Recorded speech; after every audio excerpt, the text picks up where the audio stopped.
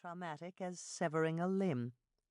Abandoning Solomon's temple on God's holy mountain left them stunned with grief.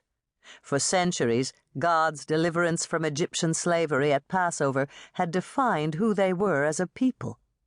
Yet now, God had apparently reversed his redemption plan and returned them all to Egypt. Joshua couldn't promise them that the sojourn would be temporary. At last, the massive door swung open, and a chamberlain beckoned to them. "Pharaoh will see you now." Joshua touched the leather eye patch he wore, making certain it was still in place over his sightless right eye. Then he and the delegation followed Prince Amariah into the throne room. Dust motes danced in thin beams of sunlight as Pharaoh's slaves fanned the air with palm branches. The palace wore a faded look of aging glory, the paint dingy gray, the plaster flaking in spots, the air musty with the scent of damp stone. Joshua stifled a cough as he bowed low before Pharaoh Taharko, the third Nubian king to reign as Pharaoh of Upper and Lower Egypt.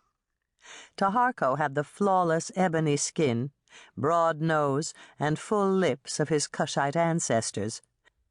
But his impassive features revealed nothing of his response to the Judeans' request for sanctuary in Egypt.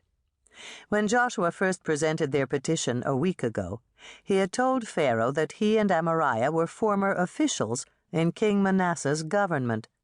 He hadn't disclosed the fact that Amariah was a royal prince of the house of David. "Pharaoh has considered your request for political asylum," Taharko's spokesman began. The sheet of papyrus crackled like dry twigs as he carefully unrolled it. Clean-shaven, bare-chested, and dressed in a white linen kilt, he and the other Egyptians standing on the dais beside Pharaoh gazed down at the Judeans' bearded faces and long robes with obvious distaste. "His Majesty offers you the following terms of refuge. You will have 2 days to either accept them or to leave Egyptian territory permanently." Prince Amariah nodded slightly. "We understand, my lord." There was little doubt in Joshua's mind that the terms would be acceptable. The priests had consulted God's will before their escape, using the Urim and Thummim, and God had made it clear that it was his will for this remnant of believers to find sanctuary in Egypt. Isaiah's prophecy confirmed it. "Pharaoh Taharko has generously granted you a portion of land on which to establish your exiled Jewish community. You may erect an altar there to worship your God." One of the chief priests standing behind Joshua expelled a sigh of relief. "We have 3 seasons in Egypt," the official continued.